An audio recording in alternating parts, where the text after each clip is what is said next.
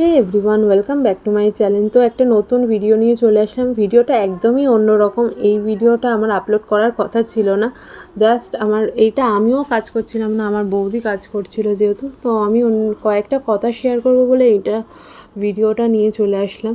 কারণ অনেক দিন ভিডিও আপলোড করা হচ্ছে না। বাড়িতে যেহেতু নানা রকম সমস্যার জন্য, তারপরে আমার নিজের অসুস্থতার জন্য, বাড়িতে সমস্যা বলতে আমার মামার বাড়ির দাদু মারা গিয়েছে যেহেতু, তো মেনে নেওয়া যাচ্ছে না। কারণ ভালো মানুষ, কোনো রোগ ছিল না, অসুখ ছিল না, বিসুখ ছিল না, তো খুবই ভালো ছিল, কোনো অসুবিধাও ছিল না ওনার। তো অ্যাক্সিডেন্ট হয়ে মারা গিয়েছে। ওই কারণে এবার বাড়িতেও নানা রকম কাজ ছিল।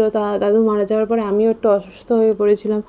আমারও কাজগুলো বন্ধ ছিল। আমি যে কাজগুলো করি বাড়িতে বা অন্য অন্য যে কাজগুলো করি সেগুলোও বন্ধ ছিল। তারপরে যেই শরীরটা সুস্থ হতে কাজগুলো যেই স্টার্ট করলাম, তার জন্য ব্যস্ত হয়ে যেতে ভিডিও আপলোড করা হচ্ছে না।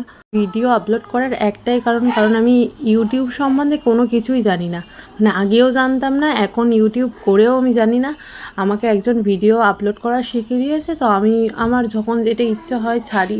তো ভিডিও আপলোড করতে করতে যদি বন্ধ করে যে ওয়াচ টাইমটা আছে ওটা কমে যাবে বা ভিউজ যেটা আসে সেটা কমে যাবে, এটা আমি একদমই জানতাম না। তো দেখলাম যে আমার ওয়াচ টাইম অনেকটাই বেড়ে গিয়েছিল। তো ওয়াচ টাইম বেড়ে যেতে আমি একটু দেখলাম যাতে তা আস্তে আস্তে দেখি কমে যাচ্ছে। প্রত্যেক দিন যেহেতু চেক করি, তো দেখছি ভিডিও আপলোড করছি, শর্টসে আপলোড করছি, দেখি শর্টসে বেশি ভিউজ আসে না যেহেতু।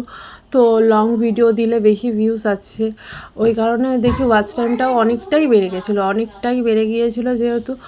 এখন দেখি হঠাৎ করে অনেক কমে গিয়েছে। তো আমি জানতাম না, একজনকে জিজ্ঞেস করাতে, তারপরে ইউটিউবে কিছু ভিডিও দেখতে তারপরে জানতে পারলাম যে ভিডিও আপলোড না করলে ওয়াচ টাইম কমে যায়।